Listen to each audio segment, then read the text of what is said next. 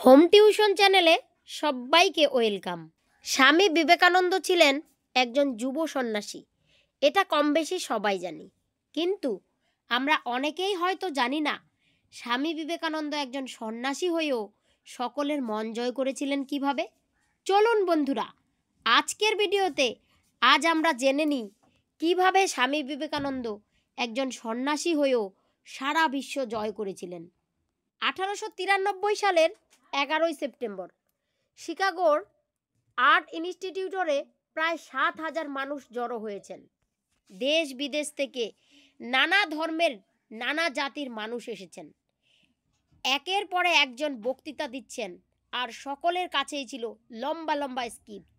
এদিকে মঞ্চের কোনায় ঘেরুয়া পোশাক পরে বসে আছে একজন ভারতীয়। তার চোখে মুখে ছিল ভয়ের ছাপ, কারণ এর আগে কোনো দিন কোনো স্টেজে উঠে কোনো বক্তৃতা দেননি, আর আজকের জন্য তার কাছে কোনো স্ক্রিপ্টও ছিল না। একটু পরে এলো তার নাম্বার। উঠে দাঁড়ালেন সেই ভারতীয় সন্ন্যাসী, মাইকের দিকে এগিয়ে গেলেন, তার দুই হাত তুলে বললেন, brother and sister of America. ব্যাস, এইটুকুই যথেষ্ট ছিল। যেই ছেলেটা একসময় ঠিক করে দুবেলা খেতে পেত না, তার এই একটা কথায় বিশ্বের তাবর তাবর মানুষেরা উঠে হাততালি দিচ্ছিলেন। যার বক্তৃতার জন্য সেদিন সময় ধার্য করা হয়েছিল মাত্র 2 মিনিটের, কিন্তু সেদিন সেই সন্ন্যাসী টানা 1.5 ঘন্টা ভাষণ দিয়েছিলেন। তার ভাষণ শুনে একটা মানুষও নিজের সিট ছেড়ে উঠে যেতে পারেননি। বন্ধুরা, আজ আমি বলছি স্বামী বিবেকানন্দের কথা, যিনি এপিজে আব্দুল কালাম, লাল বাহাদুর শাস্ত্রী, নেতাজি সুভাষচন্দ্র বসুর মতো বিখ্যাত মানুষদের অনুপ্রেরণা। যে ভারতীয়দের পশ্চিমী দেশগুলো হেয় করে দেখত, সেই পশ্চিমী দেশগুলোর সামনেই ভারতকে এবং ভারতের ধর্মকে প্রথমবার পরিচয় করিয়ে দিয়েছিলেন স্বামী বিবেকানন্দ। কিন্তু আপনি কি জানেন, এই বক্তৃতা দেওয়ার পর স্বামী বিবেকানন্দ কেঁদে ফেলেছিলেন? কিন্তু কেন? আর জানলে হতাশ হবেন। যে ধর্মের জন্য তিনি তার সারা জীবনের সংগ্রাম করে গেছেন, সেই সময় তাদেরই একদল তাকে ভণ্ড সন্ন্যাসীর উপাধি দিয়েছিলেন। এমনকি তাকে অর্থ দান করার পর প্রায়শ্চিত্ত করতে অনেকে স্নান অবধি করেছিলেন। তবে কোনো কিছুই তার কাজকে বাধা দিতে পারেনি। এখন প্রশ্ন হলো, কলকাতার হতদরিদ্র এই সন্ন্যাসী কিভাবে বিশ্ব জয় করেছিলেন? আর কেন তিনি একজন সন্ন্যাসী হওয়ার পরেও সাধারণ মানুষকে মাছ মাংস খাওয়ার পরামর্শ দিয়েছিলেন? আর কেনই বা তিনি বলেছিলেন, গীতা পাঠ অপেক্ষা ফুটবল খেলা অনেক ভালো? বন্ধুরা, আমার হোম টিউশন চ্যানেলের পক্ষ থেকে আমি আজ আপনাদের স্বামীজির বিষয়ে এমন কিছু তথ্য দেব, যা হয়তো আগে আপনি কখনো শোনেননি। তাই ভিডিওটা শেষ পর্যন্ত দেখুন। আর আমার এই হোম টিউশন চ্যানেলে নতুন হলে অবশ্যই চ্যানেলটাকে সাবস্ক্রাইব করে পাশে থাকুন। 1897 সালের 19 ফেব্রুয়ারি সকাল 7:30টায় ট্রেন এসে থামে শিয়ালদায়। সকাল থেকেই শিয়ালদা স্টেশনের বাইরে ভিড়। প্রায় 20,000 মানুষ জড়ো হয়েছেন। কোনো রাজা মহারাজা নয়, তারা এসেছিলেন এক সন্ন্যাসীকে দেখতে। আর সেই ট্রেন থেকে নামেন স্বামী বিবেকানন্দ। সাথে সাথেই বাইরে ধ্বনি ওঠে, জয় বিবেকানন্দ, জয় রামকৃষ্ণ। ব্যান্ড বাজাতে বাজাতে ঘোড়ার গাড়িতে করে তাকে নিয়ে যাওয়া হয় মঠে। কিন্তু এই ঘটনার 7 বছর আগে যখন তিনি দেশ ছেড়েছিলেন, তখন কিন্তু তার নাম স্বামী বিবেকানন্দ ছিল না। গুটি কতক মানুষ তাকে চিনতেন বিবিদিশানন্দ নামে। কি বলুন তো, সকলেরই জানতে ইচ্ছা হচ্ছে না বিবিদিশানন্দ থেকে কিভাবে তিনি বিবেকানন্দ হলেন? গুরু রামকৃষ্ণদেবের মৃত্যুর পর নরেন্দ্রনাথ আরও কয়েকজন শিষ্য মিলে পীরজা হোম করেন এবং সন্ন্যাস নেন। আর এই সময় তার নাম হয় নরেন্দ্রনাথ থেকে বিবিদিশানন্দ। সেই সময় তিনি এবং তার গুরু ভাইয়েরা বরানগরের একটি ভাড়া বাড়িতে থাকতেন। শুরুতে বেশ কষ্টের মধ্যেই তাদের দিন কাটতে হয়েছিল।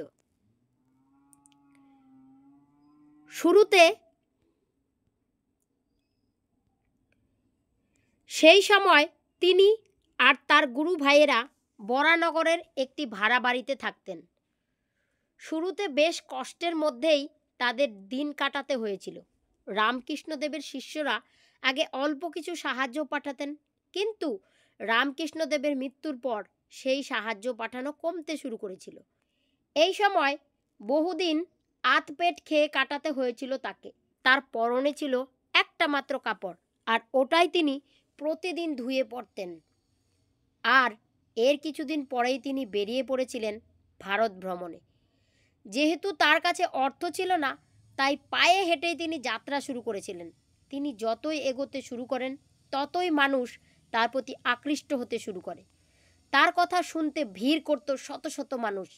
সেই সময় নরেন্দ্রনাথ, মানে যিনি বিবিদিশা নামে পরিচিত হয়েছিলেন, তিনি পায়ে হেঁটে কলকাতা থেকে হরিদ্বার, ঋষিকেশ এবং আলমোড়া হয়ে পৌঁছান রাজস্থানে।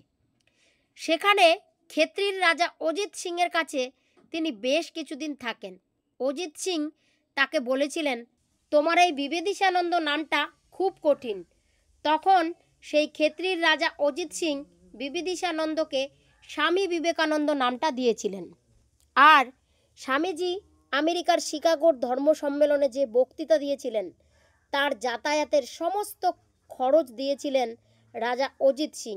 এমনকি স্বামীজিকে ওরিয়েন্ট জাহাজের ফার্স্ট ক্লাসের টিকিটও বুক করে দিয়েছিলেন, কারণ স্বামীজি সেই সময় মাঝে মধ্যেই পেটের সমস্যায় ভুগতেন, আর তাকে মাঝে মধ্যেই টয়লেটে যেতে হতো। আর সেই সময় জাহাজের ফার্স্ট ক্লাস টিকিটের সাথে একটা করে আলাদা টয়লেট পাওয়া যেত। স্বামীজি যখন আমেরিকায় পৌঁছে মহাধর্ম সম্মেলনে বক্তৃতা দিয়েছিলেন, তখন তিনি একটা ইতিহাস তৈরি করেছিলেন। তবে সেখানে গিয়েও কিন্তু তিনি অনেক বাধার সম্মুখীন হয়েছিলেন। 1863 সালের 12 জানুয়ারি কলকাতায় সিমলা অঞ্চলের এক দত্ত পরিবারে মকর সংক্রান্তির দিন সূর্যোদয়ের কিছু আগে জন্মগ্রহণ করেছিলেন স্বামী বিবেকানন্দ। ছোটবেলায় তার নাম ছিল নরেন্দ্রনাথ দত্ত।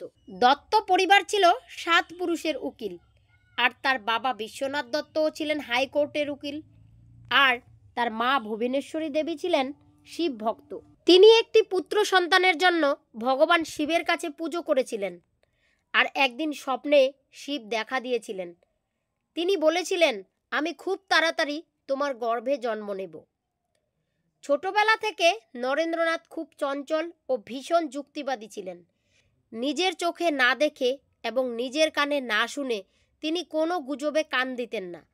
তবে চঞ্চল হলেও তিনি কিন্তু ভীষণ মেধাবী ছিলেন। তিনি আরও একটা বিষয়ে পারদর্শী ছিলেন, সেটা ছিল ধ্যান করা। ছোটবেলা থেকেই কোনো মূর্তি বা ঈশ্বরের ছবির সামনে তিনি বসতেন এবং ঘন্টার পর ঘন্টা তিনি ধ্যান করতেন। রামায়ণ, মহাভারত, উপনিষদ এই সব কিছুই তার খুব প্রিয় ছিল। 8 বছর বয়সে কলকাতা মেট্রোপলিটন ইনস্টিটিউশনে ভর্তি হন। পড়াশোনায় তিনি এতটাই মেধাবী ছিলেন যে প্রেসিডেন্সি কলেজে এন্ট্রান্স এক্সামে তিনিই একমাত্র ছিলেন যিনি কিনা ফার্স্ট ডিভিশন পেয়েছিলেন। খ্রিস্টান কলেজ থেকে যখন গ্র্যাজুয়েশন করেন, তখন ওই কলেজের প্রিন্সিপাল উইলিয়াম হ্যাচটি বলেছিলেন, আমিও আমার সারা জীবনে বহু দেশ ভ্রমণ করেছি, কিন্তু নরেন্দ্রনাথের মতো ছাত্র আমি কোথাও দেখিনি। সে একদিন জীবনে বড় কিছু করবে। আর সত্যিই স্বামীজির মেমোরি ছিল একদম জেরক্স মেশিনের মতো। যাকে নিয়ে তিনি একবার পড়তেন, কোনো দিন ভুলতেন না। লাইন বাই লাইন তিনি বলতে পারতেন। একবার স্বামীজি জাহাজে করে যাচ্ছিলেন, আর সে সময় তিনি জাহাজের ক্যাপ্টেনের কাছ থেকে একটি নিউজ পেপার চেয়ে জাহাজে বসে পড়ছিলেন। মিনিট 15-র মধ্যে তার ওই নিউজ পেপার পড়া হয়ে গিয়েছিল, কিন্তু তখন ওই সমুদ্রের হাওয়ায় সেই পেপারটি উড়ে জলের মধ্যে গিয়ে পড়ে যায়। এতে সেই ক্যাপ্টেন ভীষণ রেগে যায়। তখন স্বামীজি একটা খাতায় ওই নিউজ পেপারের সম্পূর্ণ খবর লিখে দেন। পরে জাহাজ যখন বন্দরে আসে, ওই খাতার লেখার সাথে খবরের কাগজটি মিলিয়ে দেখা হয়, আর দেখা যায় খাতার লেখা এবং নিউজ পেপারের লেখা হুবহু এক। লাইন বাই লাইন প্রত্যেকটা লেখা কিন্তু একই ছিল। স্বামীজির মেমোরি দেখে সবাই হতবাক হয়ে গিয়েছিল। ঠিক এরকম একটা ঘটনা কিন্তু লাইবেরিয়ানের সাথে হয়েছিল। স্বামীজি লাইব্রেরি থেকে রোজ সকালে মোটা বই নিয়ে যেতেন, আবার সন্ধ্যাবেলায় সেই বইটা ফিরিয়ে দিতেন। একদিন লাইব্রেরিয়ান বলেন, তুমি তো বই পড়বে না, তাহলে কেন রোজ বই নিয়ে যাও? তখন বিবেকানন্দ বলে, আমি সব বই পড়ি। তখন লাইব্রেরিয়ান ওই বইগুলো থেকে প্রশ্ন করেন, আর বিবেকানন্দ সব প্রশ্নের সঠিক উত্তর দেন। এমনকি বইয়ের কোন পেজ নাম্বারে কোন প্যারাগ্রাফে সেই উত্তর আছে সেটাও তিনি বলে দেন। তাহলে ভাবুন একবার, স্বামীজির মেমোরি কতটা শক্তিশালী ছিল। স্বামীজি কিন্তু খেতে ভীষণ ভালোবাসতেন। তিনি একবারে অনেকটা করে খাবার খেয়ে নিতে পারতেন, আবার প্রয়োজন হলে 2-3 দিন তিনি না খেয়েও থাকতে পারতেন। ইলিশ মাছ কিন্তু স্বামীজির ভীষণ প্রিয় ছিল। এমনকি সন্ন্যাস নেওয়ার পরেও তিনি কিন্তু আমিষ খাওয়া ছাড়েননি। আর এই নিয়ে পেছনে পেছনে অনেকে অনেক কথাও বলতেন। একদিন তাকে এই নিয়ে একজন প্রশ্ন করেন যে তিনি কেন একজন সন্ন্যাসী হয়েও মাছ মাংস খাওয়ার কথা বলেন, কারণ মাছ মাংস খেলে তো রজোগুণ অনেক বেড়ে যায়। তখন স্বামীজি বলেন যে শাক পাতা খেয়ে দেশ জুড়ে মানুষের মধ্যে তমস বেড়ে গেছে আর তারা অলস হয়ে পড়েছে। যে দেশে লক্ষ লক্ষ মানুষ পুষ্টির অভাবে ভোগে, সেখানে রজোগুণ বৃদ্ধির চিন্তা নিয়ে মাছ মাংস এবং আমিষ খাওয়া বন্ধ করা কতটা যুক্তিযুক্ত তা নিয়ে আমার প্রশ্ন আছে।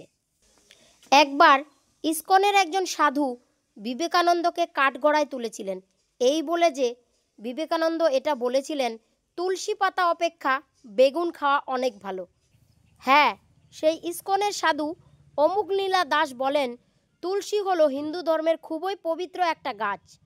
তাকে কিভাবে স্বামীজি বেগুনের সাথে তুলনা করেছেন? দেখুন, বিবেকানন্দ একজন প্র্যাকটিক্যালি মানুষ ছিলেন। যেখানে দেশের মানুষ না খেয়ে দিন কাটাচ্ছে, সেই ক্ষুধার্ত মানুষের কাছে তুলসী পাতার চেয়ে যে বেগুন বেশি প্রয়োজনীয়, স্বামী বিবেকানন্দ কিন্তু সেটাই বলেছিলেন।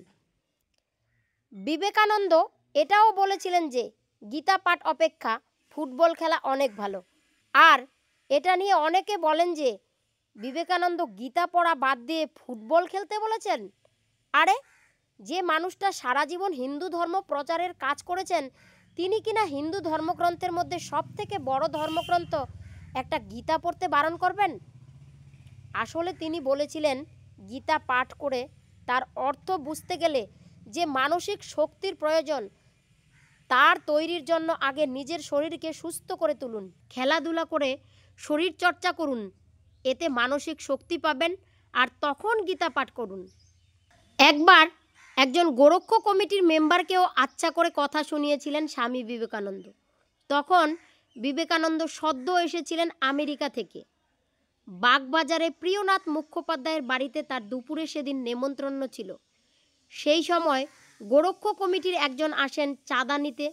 বিবেকানন্দ তাকে প্রশ্ন করেন, গো হত্যা বাঁচাতে আপনারা যে অভিযান করছেন তা খুব ভালো কথা, কিন্তু মধ্য ভারতে যে 8 লক্ষ মানুষ দুর্ভিক্ষে না খেতে পেয়ে মারা গেল, তাদের জন্য আপনারা কি করছেন? তখন ওই লোকটা বলে, ওটা তো ওদের কর্মফল। স্বামীজি সাথে সাথে বলে উঠেছিলেন, তাহলে গরুগুলো যে কসাইখানায় যাচ্ছে সেটাও তো ওদের কর্মফল। শুধু শুধু চাঁদা নিয়ে গরু বাঁচাতে যাব কেন? উত্তরে সেই লোকটা একটু থতমত খেয়ে যায়। এবার শাস্ত্রের দোহাই দিয়ে বলে, আরে শাস্ত্র মতে তো গরু আমাদের মা। বিবেকানন্দ এবার মজা করে বলেন, হ্যাঁ সেটা দেখাই যাচ্ছে, নইলে এমন বুদ্ধিমান সন্তানের আর জন্ম কে দেবেন? বিবেকানন্দের এই বাস্তববাদী চিন্তাধারায় তিনি বহুবার সমালোচনার সম্মুখীন হয়েছিলেন। তাকে সেই সময় হিন্দু সমাজ চ্যুত করার চেষ্টা করেছিলেন, নানা অপবাদও দিয়েছিলেন। তবে নরেন্দ্রনাথ থেকে স্বামীজি হয়ে ওঠার আগে কিন্তু তার জীবন চরম দারিদ্রতায় কেটেছিল। এবার আপনি হয়তো ভাবতে পারেন, আরে তার বাবা তো উকিল এবং ধনী ছিলেন, তাহলে আবার দারিদ্রতা আসলো কিভাবে?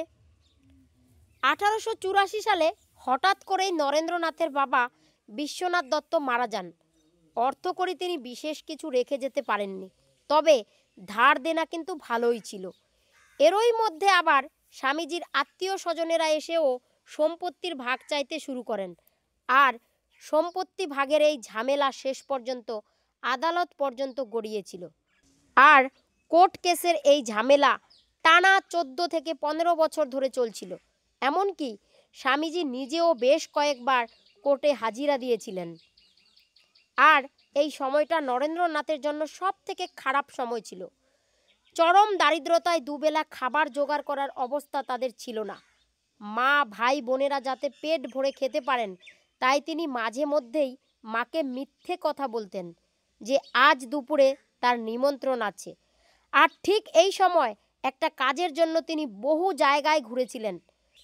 বাবা বেঁচে থাকাকালীন যারা হাসি মুখে পাশে থাকার কথা বলেছিলেন তারাই এখন নরেন্দ্রনাথের মুখের সামনে দরজা বন্ধ করে দিয়েছিল। এই সময়টা এমন ছিল যে ঈশ্বরের উপর থেকে তার বিশ্বাস উঠে যেতে শুরু করেছিল। কিছু বন্ধুরা নেশা এবং নারী সঙ্গে নিয়ে যেতে চেয়েছিলেন, কিন্তু অভাব এবং দারিদ্রতা তার বুদ্ধির বিনাশ করতে পারেননি। আর এই সময় আরেকজন ব্যক্তি তার পাশে এসে দাঁড়িয়েছিলেন, শ্রী রামকৃষ্ণদেব। সময়টা ছিল 1881। বিবেকানন্দ তখন প্রেসিডেন্সি কলেজে পড়ছিলেন। তখন সদ্য তৈরি হওয়া ব্রহ্ম সমাজের চিন্তাধারায় স্বামীজি বেশ উদ্বুদ্ধ হয়েছিলেন। মূর্তি পূজার বিরোধিতা শুরু করেছিলেন আর পশ্চিমী ধ্যান ধারণার প্রতি আকৃষ্ট হতে শুরু করেন। এই সময় নরেন্দ্রনাথ একদিন সুরেন্দ্রনাথ মিত্রের বাড়িতে যান আর সেখানেই তার সাথে দেখা হয় শ্রী রামকৃষ্ণের। রামকৃষ্ণদেব যখন প্রথমবার নরেন্দ্রনাথকে দেখেন তার দুই চোখ দিয়ে জল গড়িয়ে পড়েছিল। একেই তো তিনি এতদিন ধরে খুঁজছিলেন। তিনি ওই মুহূর্তেই বুঝতে পারেন। মাঝে মাঝে তিনি ধ্যানের সময় সন্ন্যাসীর বেশে এক ছোট্ট ছেলেকে দেখতেন। এই সেই ছেলে। এই সময় রামকৃষ্ণদেব নরেন্দ্রনাথকে দক্ষিণেশ্বরে আসার জন্য আমন্ত্রণ জানান। নরেন্দ্রনাথ তার কিছুদিন পর তার বন্ধুদের সাথে গিয়েছিলেন দক্ষিণেশ্বরে। আর এখান থেকেই রামকৃষ্ণদেব আর নরেন্দ্রনাথের একসাথে পথ চলা শুরু। নরেন্দ্রনাথ রামকৃষ্ণদেবকে জিজ্ঞাসা করেছিলেন, আপনি এই যে মা কালীর সাধনা করেন, আপনি কি কখনো তার দেখা পেয়েছিলেন? রামকৃষ্ণদেব জবাব দিয়েছিলেন, হ্যাঁ, আমি দেখা পেয়েছি। ঠিক যেইভাবে তোমাদেরকে দেখছি আমি ঠিক তেমনভাবেই মা কালীর দেখা পেয়েছি। নরেন্দ্রনাথের মন যুক্তিতে বিশ্বাসী। তিনি ভাবতেন রামকৃষ্ণদেবের হয়তো হ্যালুসিনেশন হতো, বা তিনি কল্পনা থেকেই এইসব বলছেন, অথবা হয়তো মাথার ব্যামো আছে।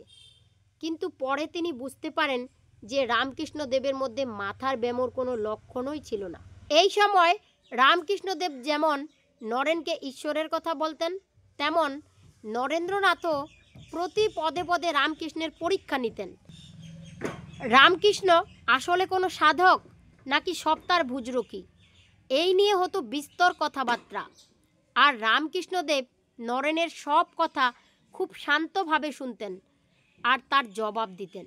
নরেন্দ্রনাথ শুনেছিলেন যে রামকৃষ্ণ টাকা ছুঁতে পারতেন না, টাকায় হাত দিলেই তার গায়ে জ্বালা দিত।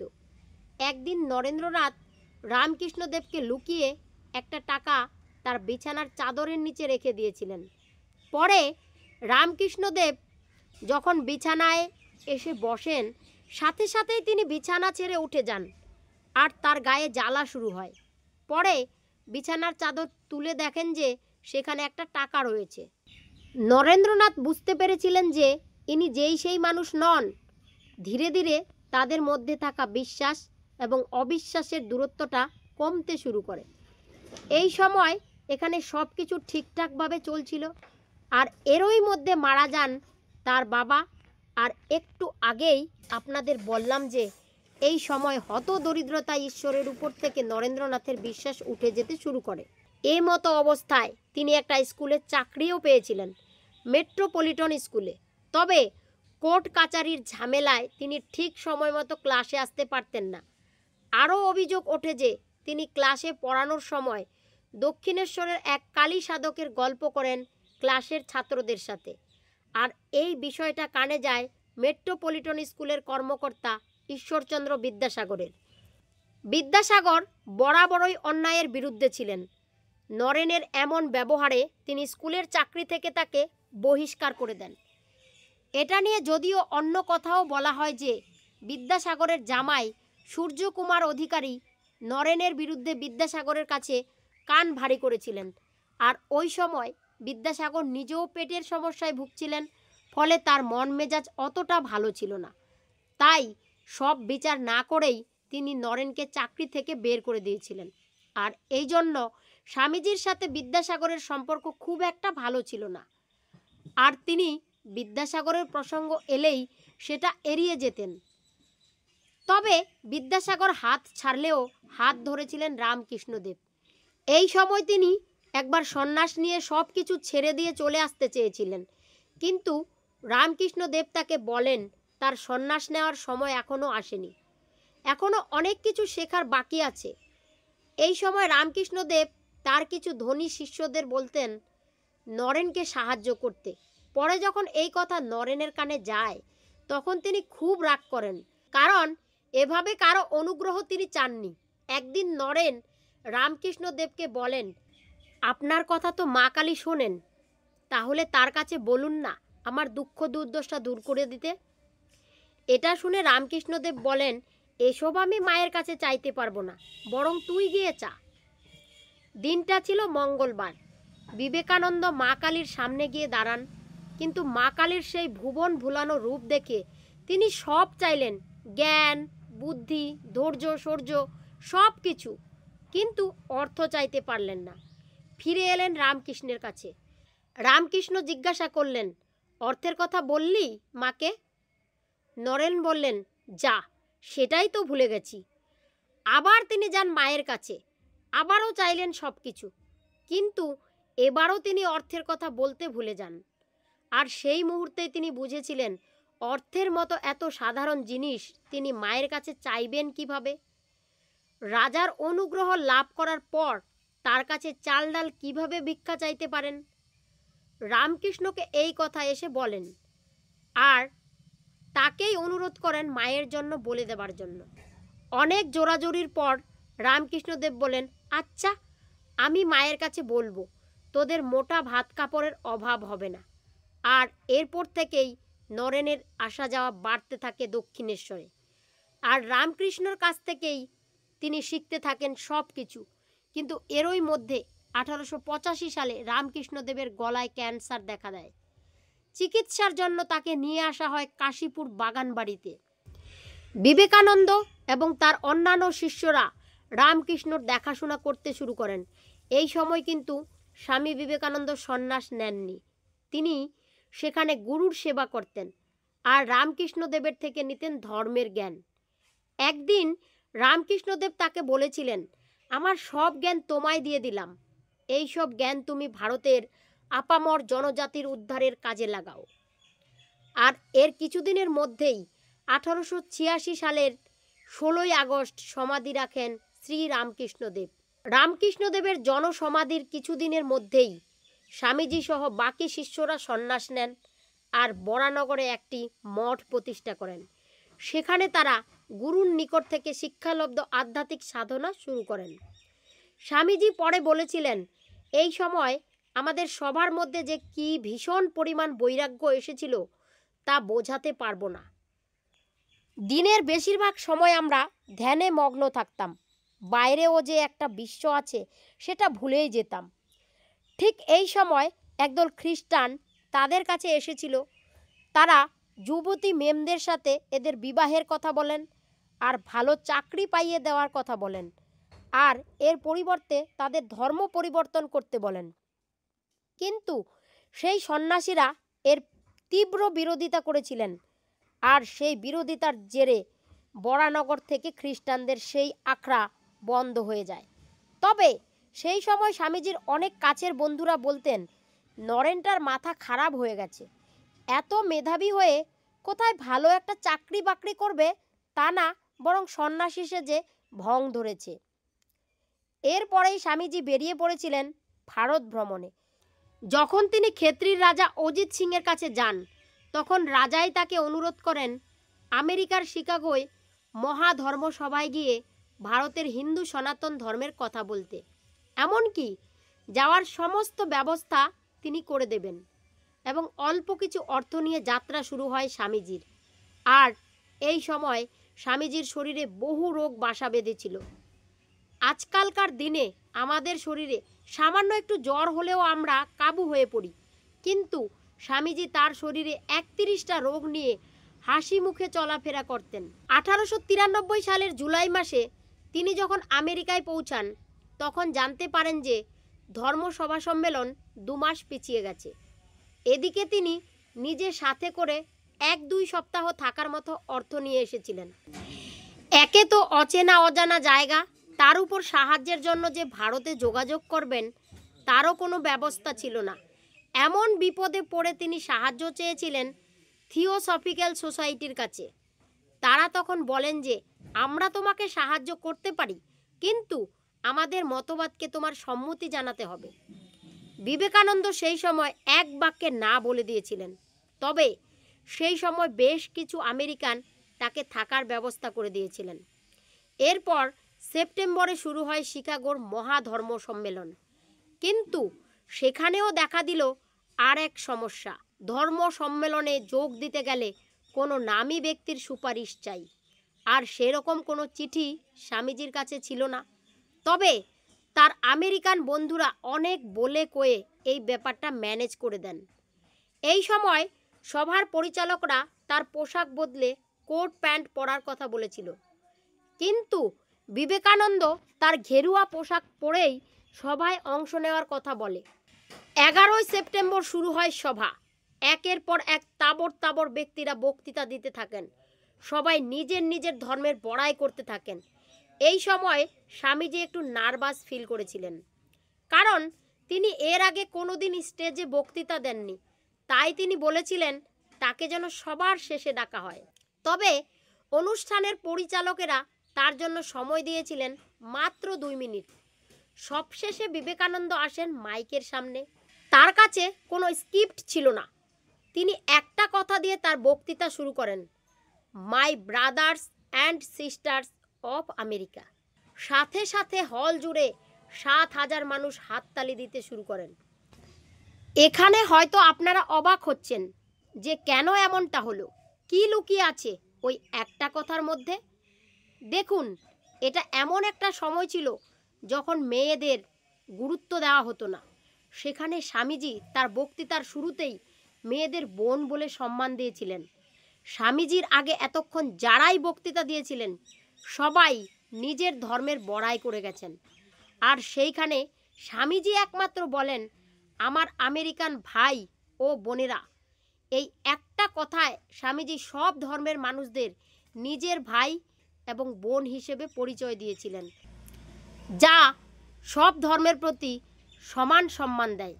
এরপর তিনি টানা 1.5 ঘন্টা ভাষণ দেন। তার কথায় তিনি এটা বোঝান যে এই পৃথিবীর সব ধর্মই এক, সবার সৃষ্টি এক পরমাত্মা থেকেই হয়েছে, আর আমরা মৃত্যুর শেষে সেই এক পরমাত্মার কাছেই ফিরে যাব। স্বামীজির এই উদারতা আমেরিকানদের মন জয় করে নিয়েছিল। পরের দিন নিউ ইয়র্ক হেরোইন লর্ডের প্রথম পাতায় স্বামীজির ছবি আঁকা হয়। বলা হয় যে যে দেশে এত বুদ্ধিমান মানুষেরা থাকেন, যাদের ধর্ম এবং দেশ এত উদার, সেখানে মিশনারি পাঠানো বোকামি। আমেরিকার মহাধর্ম সম্মেলনে এই একটি বক্তৃতায় স্বামীজি রাতারাতি একজন সেলিব্রিটি হয়ে যান। এরপর তিনি বহু জায়গায় ভাষণ দেন, বহু দেশে যান। স্বামীজি শিকাগোর সেই বক্তৃতার শেষে কেঁদে ফেলেছিলেন। এটা দেখে যে এই দেশের মানুষেরা শুধুমাত্র নিজেদের আরাম এবং আয়েশের জন্য হাজার হাজার টাকা খরচ করে, অথচ তার নিজের দেশের মানুষেরা দুবেলা খাওয়ার জন্য কত কঠিন সংগ্রাম করছে। এই মুহূর্তে এসে তিনি সারা বিশ্বের মানুষের কাছে পৌঁছে দিয়েছিলেন সনাতন ধর্মের বাণী, ভারতের প্রাচীন বিজ্ঞান শাস্ত্রের কথা। কিন্তু এত সফলতা পেয়েও তিনি কিন্তু নিজের সংস্কৃতি কখনো ভুলেননি। একবার এক ইংরেজ তাকে বলেন, তুমি একজন এত শিক্ষিত মানুষ, কিন্তু তুমি এমন অদ্ভুত জামা কাপড় কেন পরো? তুমি তো আমাদের মতো কোট প্যান্ট পরতে পারো, তাহলে তোমাকে ভদ্র মানুষের মতো লাগবে। তখন স্বামীজি বলেন, হ্যাঁ, আপনাদের দেশে হয়তো জামা কাপড় একটা মানুষকে ভদ্র মানুষ বানায়, কিন্তু আমাদের দেশে মানুষের চরিত্র সেই মানুষটাকে ভদ্র বানায়। বিদেশে থাকাকালীন স্বামীজির অনেক শিষ্য হয়েছিল, আর এমনই একজন ছিলেন Margaret Elizabeth Nobel. Shri Ramakrishnadev যেভাবে একবার দেখাতেই বুঝেছিলেন নরেন্দ্রনাথ তার আদর্শ এবং চিন্তাধারাকে এগিয়ে নিয়ে যাবে, ঠিক একইভাবে মার্গারেটকে দেখেও স্বামী বিবেকানন্দ বুঝেছিলেন ইনি তার চিন্তাধারাকে এগিয়ে নিয়ে যাবেন। মার্গারেট নোবেল পরবর্তীকালে স্বামীজির কাছ থেকে দীক্ষা নেন। তার নতুন নাম হয় ভগিনী নিবেদিতা। 1897 সালের 19 ফেব্রুয়ারি স্বামীজি দেশে ফেরেন। স্বামীজি যখন বিদেশে গিয়েছিলেন তখন তাকে কতজনেই বা জানতেন, কিন্তু যখন তিনি দেশে ফিরে এসেছিলেন তখন তাকে একজন ঈশ্বরের মতো শ্রদ্ধা করা হয়। সেদিন শিয়ালদা স্টেশনের বাইরে কাতারে কাতারে মানুষ জড়ো হয়েছিলেন, কিন্তু এত কিছুর মধ্যেও কিছু মানুষ তাকে হেয় করতে ছাড়েনি। স্বামীজি সন্ন্যাস নেওয়ার আগে যাতে কায়স্থ ছিলেন, তাই কায়স্থ ছেলে যে সন্ন্যাসী হতে পারে এই প্রশ্ন অনেকে তুলেছিলেন। কেউ আবার বলেন স্বামীজি যেহেতু বিদেশে গিয়েছিলেন তাই তিনি আর হিন্দু নন, কারণ সেকালে মনে করা হতো কালাপানি পার করলেই মানুষের জাত চলে যায়। এমনকি 1897 সালের 1 মে বেলুর মঠ প্রতিষ্ঠার পর সেই মঠ নিয়েও আজে বাজে মন্তব্য করা হয় যে সেখানে যুবতী মেমদের সাথে খোশ গল্প করা হয়। ওটা মঠ না, বরং নরেন দত্তের প্লেজার হাউস, যার কারণে সরকারি খাতায় বেলুর মঠ ধর্মীয় প্রতিষ্ঠানের বদলে বসত বাড়ি হিসেবে নথিভুক্ত করা হয়েছিল, আর এর জন্য বেশি পরিমাণে খাজনাও দিতে হয়েছিল। স্বামীজি এর বিরুদ্ধে আদালতে কেসও লড়েছিলেন, আর তিনি জিতেও ছিলেন। একবার স্বামীজি দুঃখ করে বলেছিলেন, এই দেশ হিংসুকে ভর্তি, তারা আমার কাজকে লণ্ডভণ্ড করতে দ্বিধাবোধ করবে না। তবে এইসব তুচ্ছ জিনিস স্বামীজিকে কখনো আটকাতে পারেনি।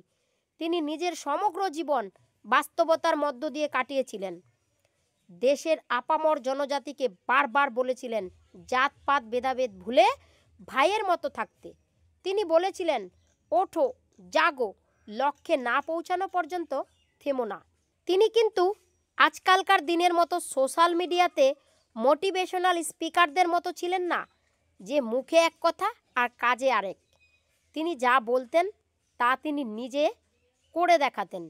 তা সেই ভারতীয় স্বাধীনতা সংগ্রামীদের উৎসাহিত করা হোক বা পিছিয়ে পড়া যুব সমাজকে উদ্বুদ্ধ করা হোক। সেই সময় স্বামীজির বাণী ভারতের স্বাধীনতা সংগ্রামকে এক নতুন রূপ দিয়েছিলেন।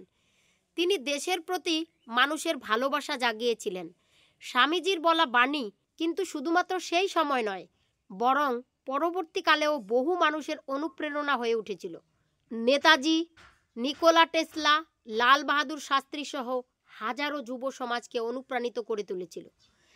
গান্ধীজি একবার বলেছিলেন, হিন্দু ধর্মের কুসংস্কারের বিরুদ্ধে স্বামীজি যেভাবে কাজ করেছিলেন তাতে স্বামীজি হলেন বাগানের সেই মালি যিনি একটা গাছের শুকিয়ে যাওয়া ডালগুলোকে ছেটে দিয়েছেন যাতে গাছটার বিস্তার আরও ভালোভাবে হয়। স্বামীজি তার ভারত ভ্রমণে দেশের সাধারণ মানুষের বাস্তব দুঃখ দুর্দশা নিজের চোখে দেখেছিলেন, যে কষ্টে একটা সময় তিনি নিজেও ভুগেছিলেন। তা তিনি অন্যদের মধ্যেও দেখেছিলেন, তাই তার মুখ থেকে যে কথাগুলো বের হতো তা ভারতের আসল ছবিগুলোকে তুলে ধরত। আর এই প্রসঙ্গে রবীন্দ্রনাথ ঠাকুর বলেছিলেন, যদি প্রকৃত ভারতকে জানতে চাও তাহলে স্বামী বিবেকানন্দকে জানো। দেখতে দেখতে সময় আসে 1902 সাল। স্বামীজির বয়স তখন প্রায় 39 বছর, তবে তার শরীর এই অল্প বয়সেই অনেক বেশি অসুস্থ হয়ে পড়েছিল। স্বামী বিবেকানন্দ যখন আমেরিকা মহা ধর্ম সম্মেলনের উদ্দেশ্যে রওনা দিয়েছিলেন তখনই তিনি প্রায় 31টা রোগে ভুগছিলেন। কিডনির সমস্যা, ডায়াবেটিস, পেটের সমস্যা, টাইফয়েড, অনিদ্রা, এমনও আরও অনেক রোগে। বিদেশে থাকাকালীন তিনি বেশ কিছু বিদেশি ডাক্তারের পরামর্শও নিয়েছিলেন, কিন্তু ফল কিছুই হয় না। এর আগেই তিনি একবার বলেছিলেন, আমি 40-এর গণ্ডি পেরোতে পারবো না। তবে তার শিষ্যরা তার কথায় ততটা গুরুত্ব দেননি, কারণ স্বামীজির বয়স খুব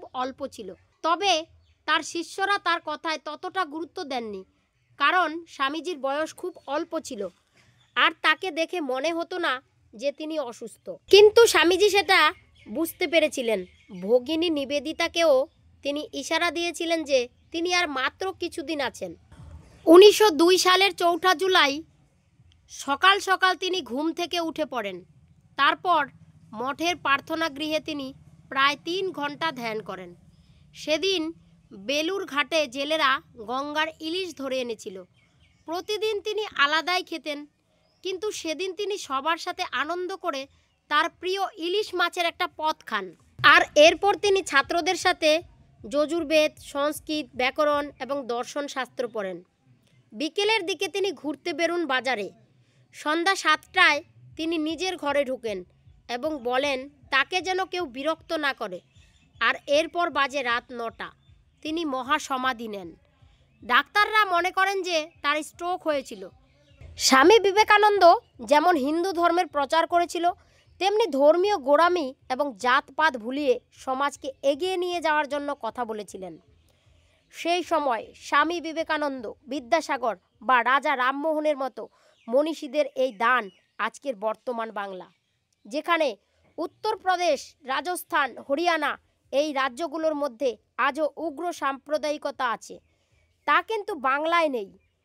এই রাজ্যগুলোতে যেখানে আজও জাতিভেদ প্রথা গাঢ়ভাবে আছে, সেই জাতিভেদ প্রথা থেকে কিন্তু বাংলা অনেকটাই মুক্ত। তাই আমাদের প্রত্যেকের উচিত এই মনীষীদের জীবনীগুলো আরও বেশি করে স্টাডি করা। বন্ধুরা, আমি যতটা সম্ভব আজকের এই ছোট্ট ভিডিওর মাধ্যমে স্বামী বিবেকানন্দের জীবন কাহিনী তুলে ধরার চেষ্টা করেছি। তো বন্ধুরা, আজকের মতো ভিডিওটা এখানেই শেষ করব। তার আগে আপনাদের বলতে চাই, স্বামীজির কোন বাণী আপনাদের বেশি করে অনুপ্রাণিত করে তা কমেন্টে জানান। আমি কিন্তু আপনাদের কমেন্টের অপেক্ষায় রইলাম। আর হ্যাঁ, ভিডিওটা ভালো লেগে থাকলে চ্যানেলটাকে সাবস্ক্রাইব করে পাশে থেকে এমনই আরও অনেক নতুন ভিডিও পেতে উৎসাহিত করুন। ধন্যবাদ। Thanks for watching. দেখা হচ্ছে তাহলে পরের ভিডিওতে। ততক্ষণের জন্য take care, bye bye. Home tuition চ্যানেলে সব